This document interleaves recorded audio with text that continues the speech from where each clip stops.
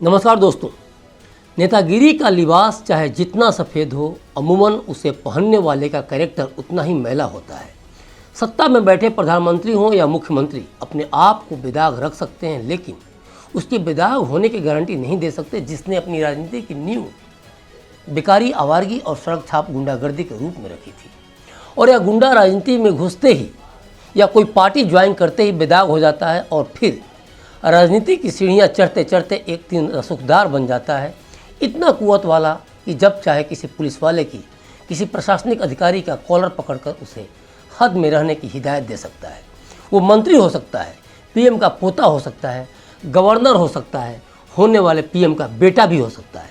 हम जिन 3 मामलों की बात करने जा रहे हैं, उन मामलों के आरोपों की टाइमिंग, आरोपों की राजनीति को समझ लें तो ये बातें हम क्यों कह रहे हैं ये आपको जल्द ही समझ में आ जाएगा। पहला मामला है पश्चिम बंगाल के राज्यपाल का, जो आज समाचार पत्रों की सुर्खियों में है।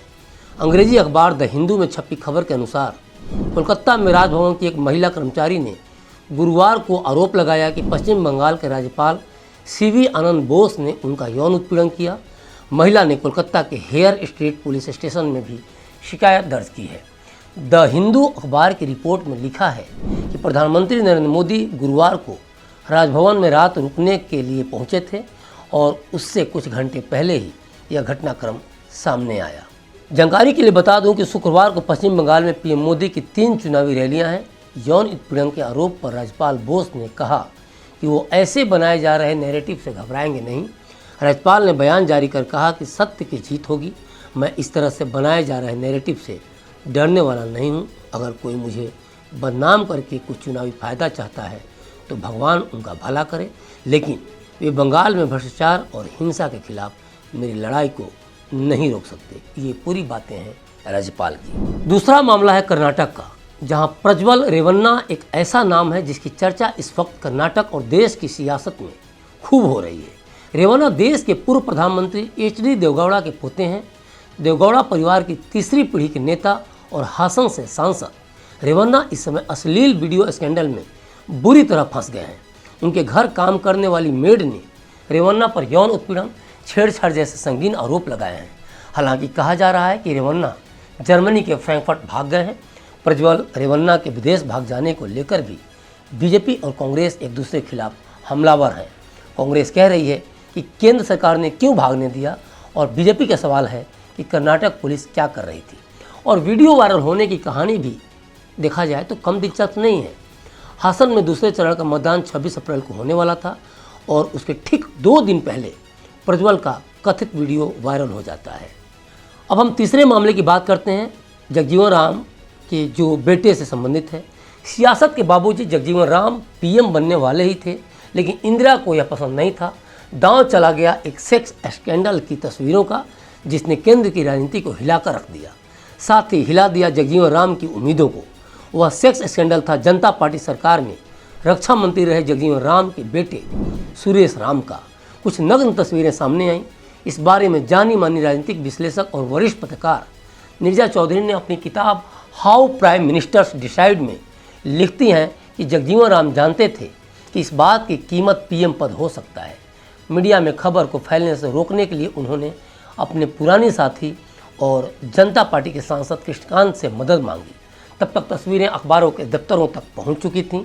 जगजीवन राम ने अपनी गांधी टोपी कृष्णकांत के पैरों में रखते हुए कहा, अब मेरी इज्जत आपके हाथों में है।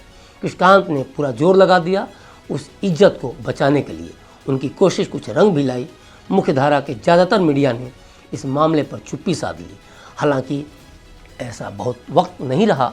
संजय गांधी की पत्नी मेनका गांधी एक पत्रिका संपादित करती थी उन दिनों, नाम था सूर्या।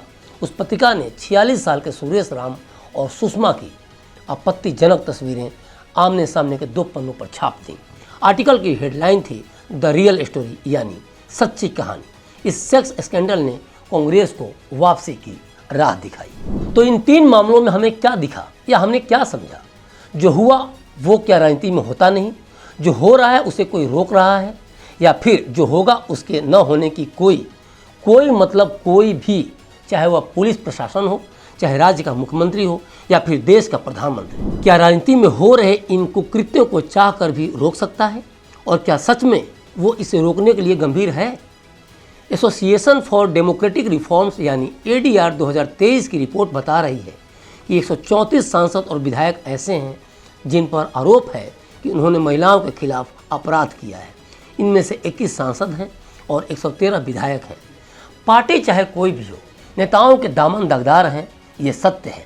अंतर बस इतना ही है कि चुनाव से पहले किसी के वीडियो वायरल होने का इंतजार करना पड़ता है, तब जाकर वो कैरेक्टर लेस दिखता है। हम ये नहीं कहते कि किसने क्या किया, किसके आरोपों में कितनी सच्चाई है, लेकिन चुनावी सीजन में ये आरोप सूचना और सूचिता की गंभीरता पर सवाल जरूर खड़े कर रहे हैं। प्रज्वल वाले मामले का पहले राजनीतिक समीकरण समझते हैं। उनका कथित वीडियो 26 अप्रैल को कर्नाटक में लोकसभा चुनाव के दूसरे चरण के मतदान से ठीक 2 दिन पहले सोशल मीडिया पर वायरल हुआ। 33 साल के प्रज्वल इस चुनाव में दूसरी बार हासन सीट से JDS उम्मीदवार हैं। कर्नाटक में JDS और BJP का अलायंस है और राज्य के मुख्यमंत्री हैं कांग्रेस के सिद्धारमैया। मतलब कि विपक्ष पर आरोप है और सत्ता पक्ष SIT गठित कर रहा है। अब दूसरे मामले को देखते हैं तो पश्चिम बंगाल के राज्यपाल पर जो आरोप लगे हैं वहाँ ममता बनर्जी की सरकार है। सीधी सी बात है कि राज्य में केंद्र का नुमाइंदा होता है राज्यपाल। और तीसरे मामले यानी जगजीवन राम PM बनते बनते इसलिए रह गए कि उनके बेटे का सेक्स स्कैंडल सामने आ गया। इन तीनों मामलों में राजनीति का क्या एंगल रहा, समझ से परे नहीं है। लेकिन इन सबको देखते हुए एक बड़ा सवाल जरूर उठता है कि राजनीति किस तरफ जा रही है और क्या आने वाले समय में राजनीति और भी पतित होती जाएगी? क्या राजनीति बदले की भावना से की जाएगी? हाल के दिनों में राहुल गांधी के ED CBI अधिकारियों को लेकर धमकी भरे बयान देखने को मिले थे, जो साफ इशारा कर रहे थे कि आखिर राजनेताओं की सोच किस तरफ जा रही है। तो अभी तक के लिए बस इतना ही। बने रहिए क्लिक इंडिया के साथ और मुझे दीजिए इजाज़त। शुक्रिया।